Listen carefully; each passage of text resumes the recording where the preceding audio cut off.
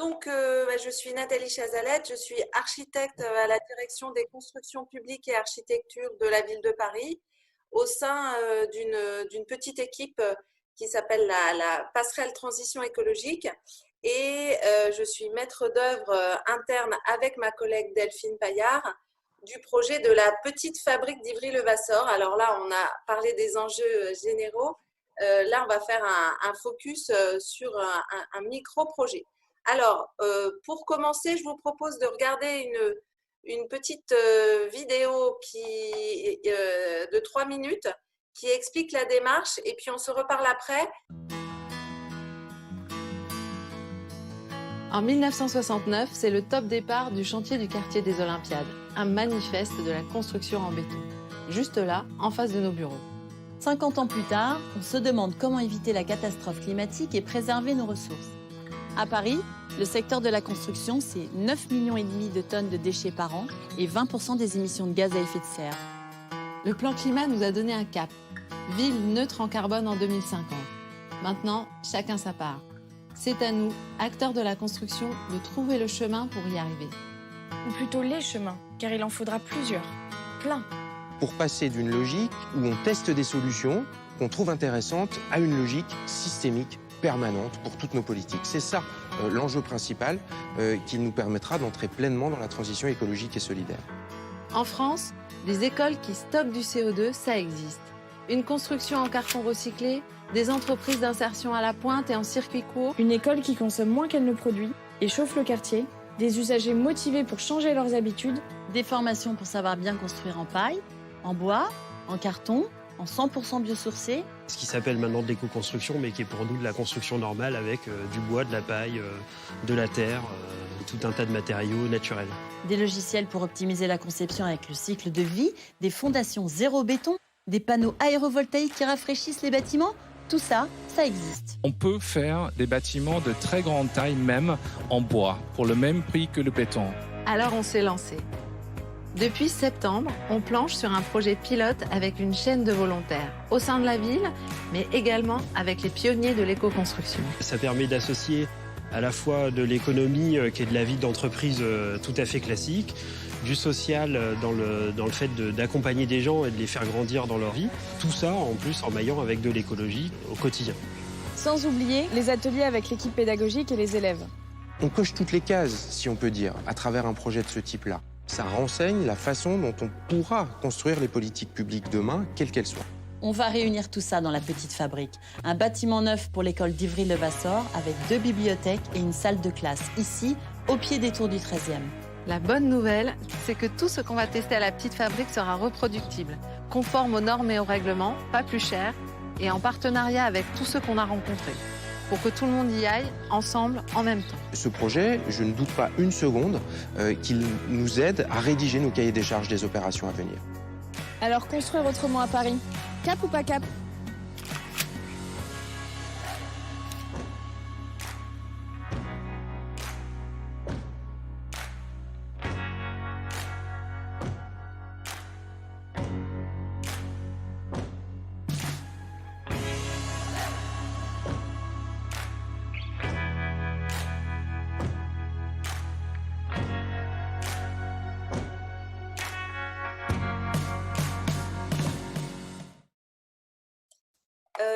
Voilà. Donc, maintenant, je vais vous expliquer un peu où on en est aujourd'hui, puisque le septembre, c'était le septembre 2018. Maintenant, alors, voilà, je refais le partage d'écran avec une présentation. Voilà. Vous voyez mon écran? Tout va bien? Oui, tout va bien, on voit ton écran. Ok, donc on commence. Juste là, c'est le site en plein Paris. Notre bâtiment se situe juste dans cette petite section-là. Là, c'est juste pour se faire plaisir, une petite photo du chantier, parce qu'en plein confinement, ça fait toujours plaisir de voir dehors. Et aussi pour vous resituer l'échelle. On est vraiment sur un tout petit bâtiment de 228 mètres carrés, 2 salles de bibliothèque au rez-de-chaussée, une salle de classe à l'étage avec un travail sur l'orientation et l'implantation. Là, à l'étage, la classe est orientée au sud et une terrasse potagère en continuité. Alors, à l'intérieur du bâtiment, voilà un peu l'ambiance récente, hein, puisque c'est des photos qui datent de juste avant le confinement, avec, on voit de la terre crue, du bois en parement, un plancher en bois aussi, et puis de l'autre côté, voilà, dans l'autre sens, la paroi sud largement vitrée. Alors, là, voilà, si on revient à des choses plus démarche, voilà la vision du tableau où on a résumé comme des poupées russes nos objectifs du plus simple synthétique, bâtiment neuf éco-responsable, conforme aux normes et règlements et à prix équivalent. Et puis ensuite, nos 3 thématiques éco-conception, performance et co-construction. Et puis un peu plus détaillé. Et donc ça forme les objectifs. Et ensuite, on a mis en face des actions. Alors voilà, on en a développé 40. Construire autrement à Paris, cap ou pas cap. Donc à chaque fois, c'est des actions qu'on a essayé de mener jusqu'au moment où soit ça marchait, soit ça marchait pas. Mais c'était une démarche importante de s'autoriser à ne pas réussir et à considérer que c'était déjà un pas fait dans la bonne direction, puisque si nous, à petite échelle, on a cherché, on n'a pas trouvé, et qu'on le fait savoir, eh bien, la prochaine fois, peut-être que d'autres y arriveront et ça identifie les freins. Alors, aujourd'hui, je vous propose de décortiquer un petit peu le sujet des performances et du confort tout au long de l'année. Alors, c'est un sujet technique, habituellement très technique avec les bureaux d'études et des simulations, des logiciels, des trucs. Mais nous, avec Delphine Paillard, donc architecte, on s'est dit que c'était surtout un sujet d'architecture, puisque l'objectif, c'est bien de voir le fonctionnement systémique d'un bâtiment, de regarder l'impact à la fois des usages, des matériaux, de l'implantation, l'orientation et enfin des systèmes, et de trouver les bons équilibres pour répondre à une demande logique des usagers. Voilà. Alors, donc, ça c'est notre petit bâtiment que vous pouvez reconnaître là, les 2 salles de bibliothèque et la salle de classe. Et intéressons-nous d'abord à la question de l'isolation performante et biosourcée, puisqu'on est dans un bâtiment qui est 100% en isolation biosourcée. Si on regarde là, on est par exemple sur un mur courant avec un bardage bois. Ensuite, on a un écran thermique, la paille, la botte de paille. Ensuite, un panneau OSB qui fait le contreventement, un complément d'isolation en fibre de bois et puis un parement en épicéa. Et bien avec ça, ce complexe, on arrive à avoir un R de 8,35 mètres carrés Kelvin par watt, ce qui veut dire qu'on est avec une performance équivalente à une structure de 20 cm de béton plus 23 cm de laine de verre. Voilà, ça c'est pour toutes les parois verticales. Et pour les parois horizontales, on a utilisé un isolant en feuilles de carton recyclé collé entre elles, Batipac. Et en toiture, pour 25 cm, on arrive à avoir un R de 9,56. Alors, c'est important de se conforter sur le fait que les isolants biosourcés ont des bonnes performances thermiques, c'est-à-dire des performances similaires aux produits conventionnels et qu'ils peuvent donc être efficaces pour s'opposer au transfert de chaleur, qui est le bon indicateur en confort d'hiver. Mais il y a aussi, et de plus en plus, la question du confort d'été. Et là, c'est une autre caractéristique qui rentre en ligne de compte, c'est le déphasage. Et là, on s'aperçoit que les isolants biosourcés ont des meilleures capacités de déphasage, bien meilleures que les produits conventionnels. Donc, on a essayé de regarder cette question. Excuse-moi Nathalie de t'interrompre. Est-ce Oui. que tu peux aller dans affichage et mettre plein écran parce que là, on ne voit pas le bas de ton écran. Donc, on perd un certain nombre d'informations. Affichage et je En mets… dessous, voilà, là, parfait. Voilà. Merci. Merci beaucoup. Donc, là, on est sur le déphasage. Je vous l'explique un peu puisqu'on a mis pas mal de temps à décortiquer ce truc-là. Donc, ça vaut peut-être le coup de vous l'expliquer. On a voulu comparer 3 types de complexes. Béton et polystyrène, ossature bois et laine de verre et ossature bois et paille. Le tout en se mettant avec un R, une résistance thermique équivalente, donc pour le confort d'hiver équivalent. Et ensuite, voilà, on a regardé en bleu, c'est la température extérieure et en rouge, c'est la température intérieure. Donc là, on est dans une simulation d'une température extérieure qui monte très rapidement. Et ce qui va nous intéresser, c'est de voir à quel moment l'onde de chaleur pénètre à l'intérieur du bâtiment. Et ce qu'on peut voir, c'est que le temps que l'onde de chaleur pénètre à l'intérieur du bâtiment, ça, c'est ce qu'on appelle le déphasage. Et après, on voit aussi que l'onde de chaleur intérieure est moins importante que l'onde de chaleur extérieure et qu'elle est plus ou moins, elle est diminuée d'un coefficient plus ou moins important. Ça, c'est l'amortissement.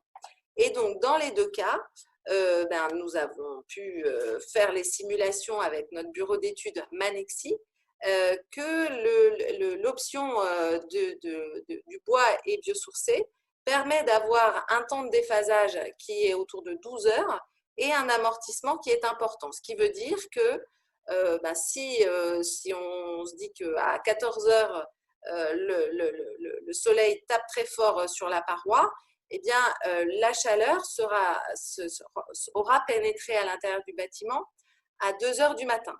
Ce qui veut dire que c'est la bonne période pour s'y opposer en faisant une dissipation de la chaleur par une ventilation nocturne efficace. Alors, maintenant, changement de prisme. Dans notre démarche Construire autrement à Paris, on a essayé aussi de voir quelles pouvaient être des innovations, quels partenaires sur le marché parisien et français pouvaient être utiles et participer à cette démarche. Alors voilà, l'idée c'était bien de parler avec beaucoup de monde et de tester le maximum de choses dans notre bâtiment. Donc des panneaux aérovoltaïques, c'est des panneaux où l'air circule sous le panneau, ce qui permet d'améliorer le rendement et ce qui permet aussi de produire en hiver de l'air chaud qui peut être réinjecté pour participer au chauffage du bâtiment. Des menuiseries pariétodynamiques, c'est des menuiseries qui sont en triple vitrage avec l'air qui pénètre à l'intérieur, qui fait tout un petit circuit qui se réchauffe en hiver comme un capteur solaire pour faire une entrée d'air neuf préchauffée. Donc ça, on l'a installé en façade sud pour accompagner le fonctionnement de ce dispositif. On a trouvé une cheminée de ventilation naturelle activée, donc par tirage thermique. Voilà. Après, on a aussi trouvé des gens qui ont développé des moustiquaires rafraîchissantes. Alors ça, c'est pour le confort d'été, des moustiquaires rafraîchissantes, c'est Mostiglas. C'est du polycarbonate qui est percé d'une certaine façon qui font qu'il y a une accélération de l'air au moment où il pénètre qui le rafraîchit. On a trouvé également des brasseurs d'air qui nous ont semblé adaptés pour une école puisque c'est des brasseurs d'air sans pales. Donc sans effet cinétique dans une école, c'est important. Et puis des radiateurs numériques, des radiateurs Carnot. Alors tous ces équipements, c'est des innovations, c'est-à-dire des inventions qui sont déjà en phase opérationnelle. C'est très important de saisir ce concept puisque en marché public, on a le droit et presque même le devoir d'aller chercher des innovations. Et il faut à chaque fois convaincre. Donc, il faut convaincre en montrant que ce sont des inventions qui ont déjà une technicité et une maturité qui permet de les utiliser dans des bâtiments publics classiques. Alors, attendez, qu'est-ce que j'ai fait? Voilà. Où j'en suis là? Voilà. Alors, ensuite, là, c'est pour la ventilation. On a essayé plusieurs systèmes. En haut, je vous l'ai décrit, c'était la ventilation via les fenêtres pariétodynamiques et la cheminée de ventilation.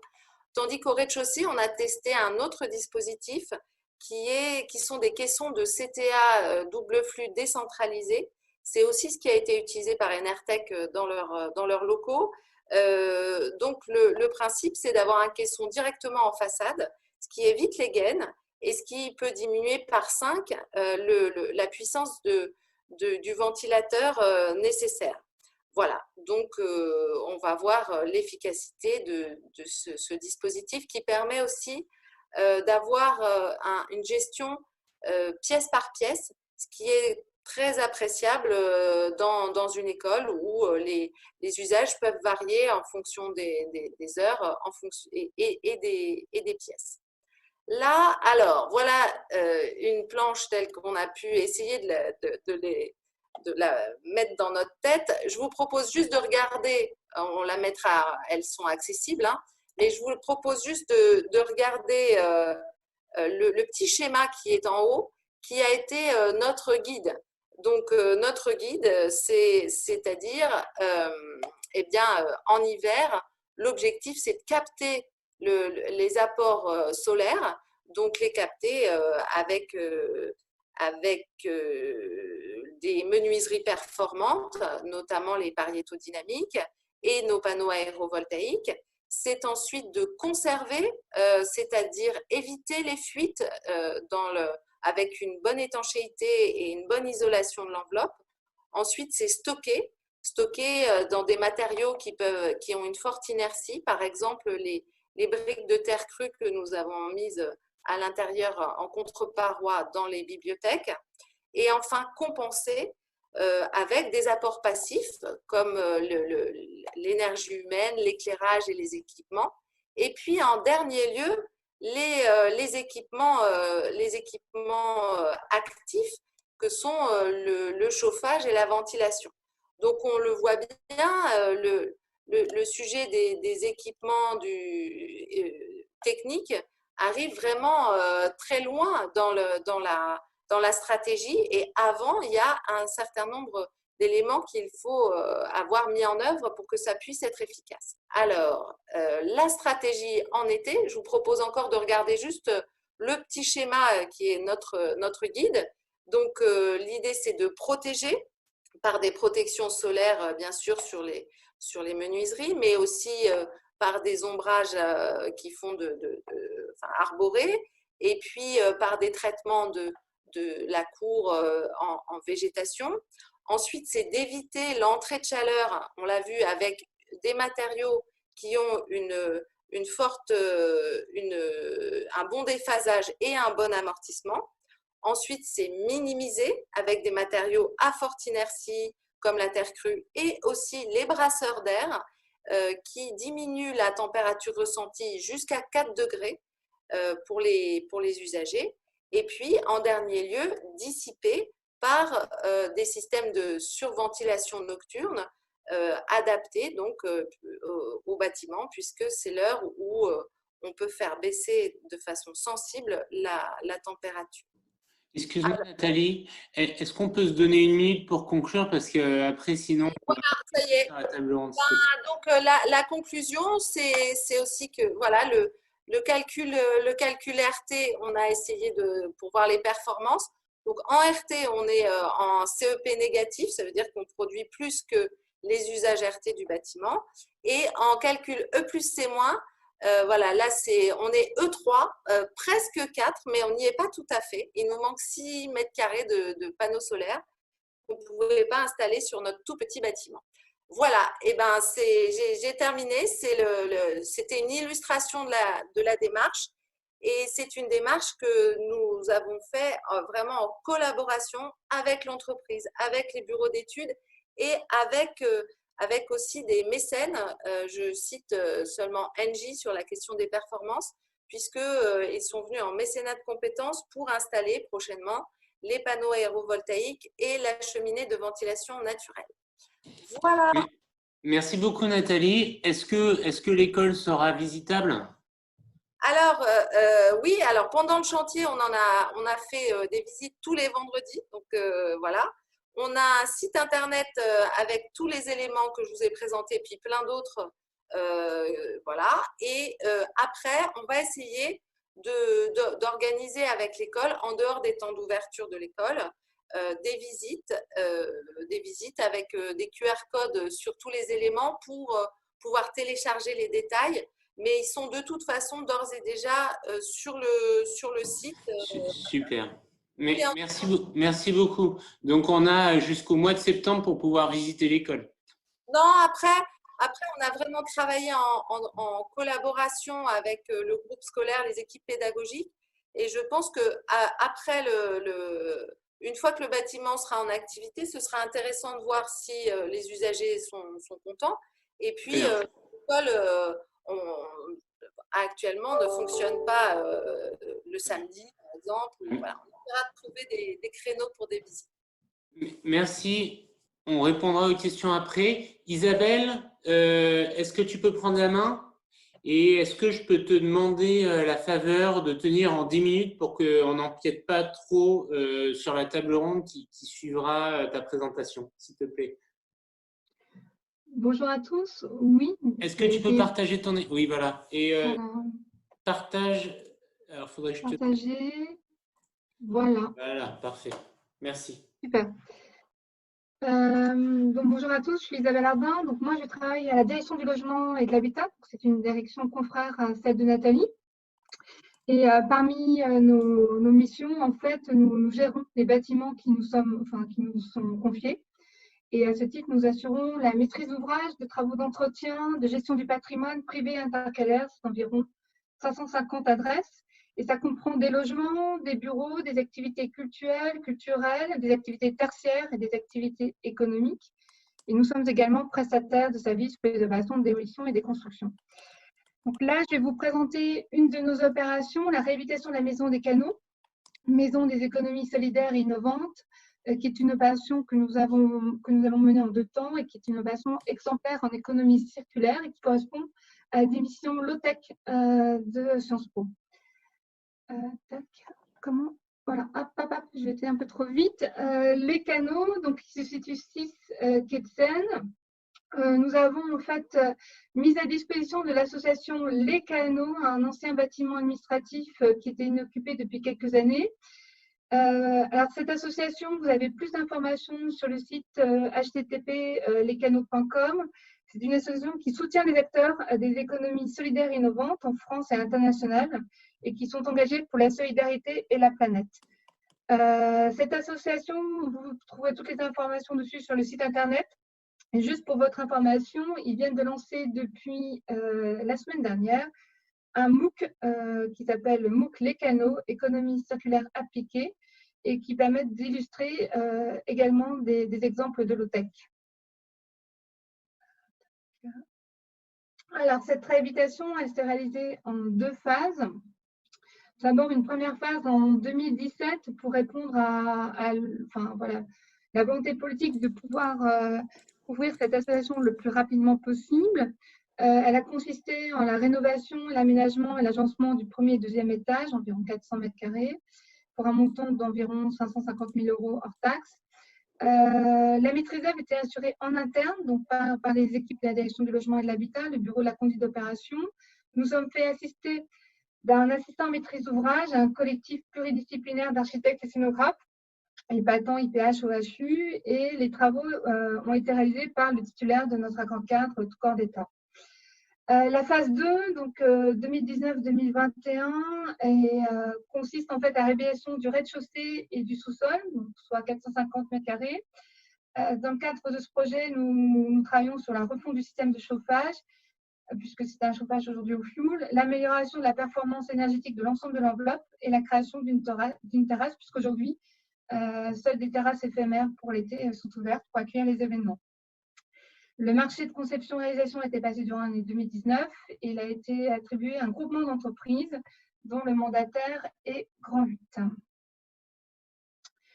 Alors, cet aménagement, donc, dans le cadre de la convention d'occupation de domaine public, signée entre la ville et l'association, donc la ville a en charge les travaux de grosse réparation et l'association le maintien en parfait état d'entretien et de propreté du site. Donc, du coup, nous avons assuré la maîtrise d'ouvrage de ces travaux de réhabilitation avec des objectifs environnementaux assez conséquents puisque nous devions minimiser l'impact environnemental des travaux et du fonctionnement du site en privilégiant notamment la sobriété et les remplois qui sont les cœurs de cible de l'association. Et puis, maximiser l'impact social en associant les acteurs, les usagers et en s'appuyant également sur les acteurs de l'économie sociale et solidaire. Donc, pour y répondre, dans la mesure où le remploi était peu développé en 2017, nous avons décidé collectivement de faire de ce bâtiment un démonstrateur du remploi. Et donc, nous avons expérimenté donc, le remploi in situ en valorisant les matériaux existants sur site et le remploi ex situ. Donc, en termes d'approvisionnement, nous sommes approvisionnés majoritairement à partir de matériaux issus d'autres chantiers de la ville et notamment de nos collègues du patrimoine et de l'architecture. Nous avons aussi eu recours à des matériaux de seconde vie où il y a une part recyclée des fournisseurs situés à Paris et dans le Grand Paris. Et pour tout ce qui était sortant, c'est-à-dire tout ce qui ne pouvait pas être utilisé sur place, nous avons fait le choix de les donner à des structures de l'ESS et du coup à minimiser et tout ce qui était restant à le recycler. Alors en termes de méthodologie, ce qui est intéressant dans une logique de reproductibilité, pour réussir le remploi, il faut l'anticiper dès l'amont du projet. Nous avons mis en place un comité de pilotage dédié, puisqu'en 2017, l'expertise n'était pas aussi développée qu'aujourd'hui sur le remploi, donc avec des acteurs internes à la ville, mais aussi des experts, dont l'ADEME, qui nous a aidés pour ce projet. Classiquement, donc, nous avons réalisé un diagnostic déchets, mais aussi un diagnostic ressources, c'est-à-dire que pour chaque pièce concernée par des travaux de réhabilitation, nous avons réalisé un audit technique des différents matériaux, produits de construction, etc., afin d'évaluer donc leur état, savoir si on pouvait les valoriser sur place. Si il n'y avait pas de possibilité de les utiliser sur place, c'était de savoir à qui on pouvait éventuellement les donner en termes de remploi. Et si vraiment ils étaient en mauvais état ou il n'y avait pas d'opportunité en termes de remploi, de trouver les filières de recyclage. Donc, un index a été fait pour chacun des produits et des matériaux identifiés. L'autre point, c'est que nous avons demandé donc, un recensement des fournisseurs de produits, matériaux, y compris aménagement, c'est-à-dire pour inclure tout ce qui est design du site, puisque ce site Les Canaux accueille des structures internationales comme le C40, comme la délégation des Jeux Olympiques, etc. Donc, il y a besoin aussi que ça soit esthétiquement joli, outre que ça soit convivial et chaleureux. Et donc, du coup, un recensement d'ensemble de ces fournisseurs avec une priorité donnée aux matériaux issus donc, du remploi, ceux qui ont une part recyclée et les matériaux labellisés. Et l'autre exigence, c'était privilégier les acteurs de l'ESS. Au niveau des travaux, ça nécessite pour mettre en œuvre le remploi donc un suivi et un temps passé pour accompagner et suivre la réalisation des travaux et pour coordonner l'ensemble des acteurs. Tout d'abord, donc une charte économie circulaire a été créée et qui a été imposée à notre entreprise de travaux du corps d'État. Nous avons mis en place une coopération entre services et notamment pour tout ce qui était approvisionnement interchantier avec nos collègues. Nous avons sensibilisé régulièrement l'entreprise de travaux dans le cadre des réunions de chantier avec des formations des ouvriers. Ce qui est très important et ce qui est surtout à Paris où les sites sont extrêmement contraints, c'est que ça a nécessité de la part de notre AMOA une coordination très régulière sur la gestion du stockage à flux tendu et donc du coup l'interface entre le chantier et les différents repreneurs identifiés. Comme vous le verrez, donc, nous avons mis en place une signalétique pour le remploi et le recyclage, une pesée systématique de tous les matériaux pour pouvoir avoir une visibilité en termes de résultats, et bien entendu une traçabilité, aussi bien une traçabilité dans le don que l'on a fait, mais aussi une traçabilité des déchets pour la partie recyclage. Enfin, un des points qui souvent est un frein dans le remploi, c'est le recours aux techniques non courantes, puisque ça représente un coût non négligeable auprès du bureau de contrôle. Donc, dans cette opération-là, nous avons eu un recours très limité, puisqu'on a eu seulement un seul recours aux techniques non courantes pour les luminaires.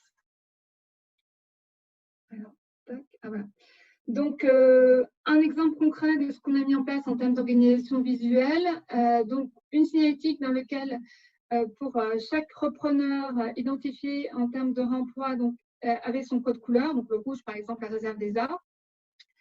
Une fiche pour chaque pièce dans laquelle tous les matériaux étaient répertoriés et le code couleur pour savoir où ils devaient être déposés et à qui ils devaient être donnés. Et ensuite, sur le chantier lui-même, nous avions isolé certaines pièces dans lesquelles vous aviez le même code couleur, par exemple ressourcerie, et tout ce qui était confié à la ressourcerie était stocké dans cette place. Pour les déchets, bon, bien sûr, nous avons utilisé la signalétique de la Fédération française du bâtiment. Les déchets ont été regroupés par nature de déchets dans des pièces ou dans des parties de pièces. Et vous aviez la fameuse bascule qui nous avait été prêtée par l'association Le Refaire pour pouvoir peser l'ensemble des déchets sortants et des matériaux sortants. Alors, je vais vous présenter maintenant quelques résultats concrets. Donc, en termes de valorisation des matériaux existants sur site, sur le couloir, donc vous voyez l'avant et l'après, nous avons fait le choix donc, de mettre en valeur les briques qui étaient existantes et qui étaient derrière les parements.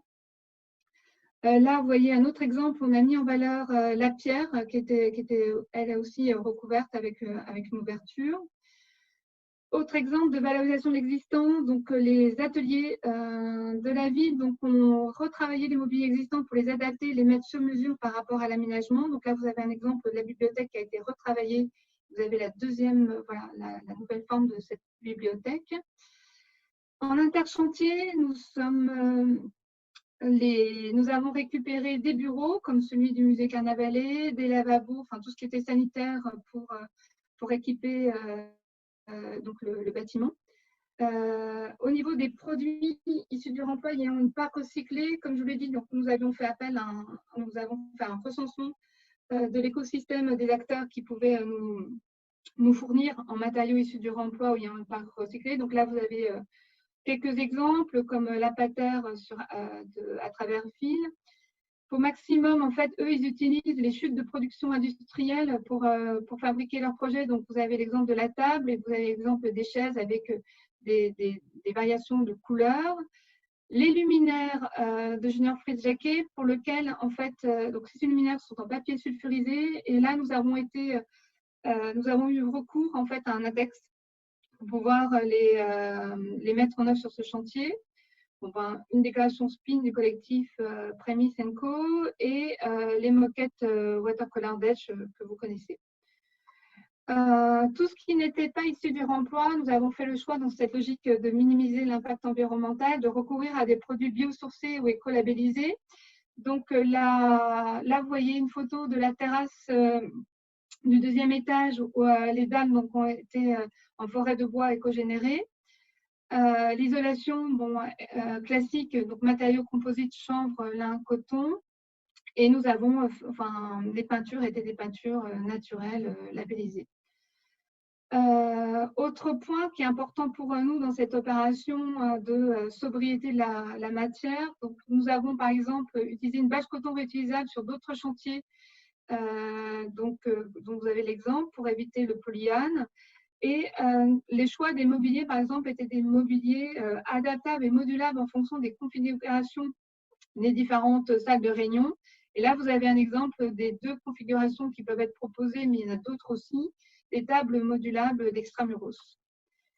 Donc, la conclusion de cette première phase le bilan de cette première phase, c'est que le remploi, c'est déjà possible. On peut le faire en ayant pas nécessairement recours aux techniques non courantes, ce qui représente toujours un coût. Nous avons obtenu un taux de valorisation matière de 95%, qui est élevé. Il est tout à fait aussi intéressant de savoir qu'il y a un écosystème à Paris, dans Grand Paris, d'entreprises solidaires qui peuvent contribuer à aménager aux réhabilités en fournissant donc des produits, comme vous avez vu, ou des aménagements, décorations qui peuvent être esthétiques, qui peuvent être chaleureuses et qui peuvent être fiables et pérennes.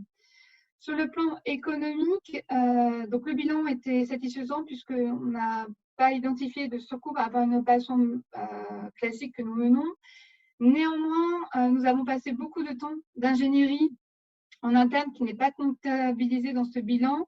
On peut d'ores et déjà penser que ce temps aujourd'hui serait davantage optimisé puisque ces pratiques commencent à se développer. Et enfin, tout ce retour d'expérience, nous l'avons formalisé dans des retours d'expérience qui alimentent un guide économie circulaire interne qui nous aide à reproduire ce type d'opération.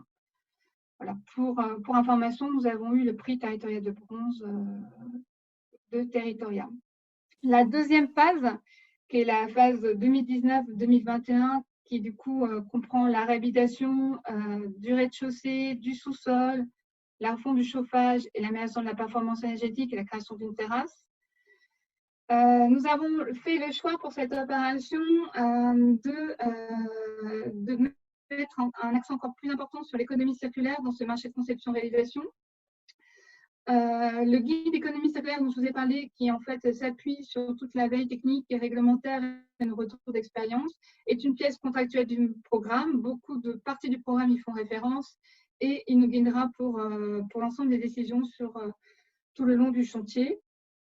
Et nous avons donné, en termes de sélection des candidats, une forte pondération aux critères de sélection, puisque vous voyez qu'un projet durable et éco-responsable pour un bâtiment résilient, ça représente 45% de la pondération des critères pour sélectionner les candidats, et que sur ces candidats-là, nous avons 50% sur la prise en compte des problématiques sociétales et humaines et 50% pour la démarche économie circulaire. Et là-dessus, nous avons mis sur la partie économie circulaire, donc l'accent sur la sobriété en termes de consommation matière, énergie et fluide, sur les bâtiments besoin optimisés, c'est-à-dire que nous avons réfléchi à toujours cette adaptabilité, mais aussi à introduire la démontabilité, et ça rejoint la question de la réparabilité, pour pouvoir minimiser les matériaux lorsque nous devons assurer une maintenance ou un entretien. Créateur de ressources, donc là, je l'ai déjà bien développé sur comment donner une seconde vie aux matériaux et tout. Et le dernier point, c'est le management des parties prenantes, puisque ce type de démarche mobilise de nombreux acteurs et donc nécessite un temps nécessaire en termes de coordination. Je vous remercie de votre attention. Merci beaucoup Isabelle.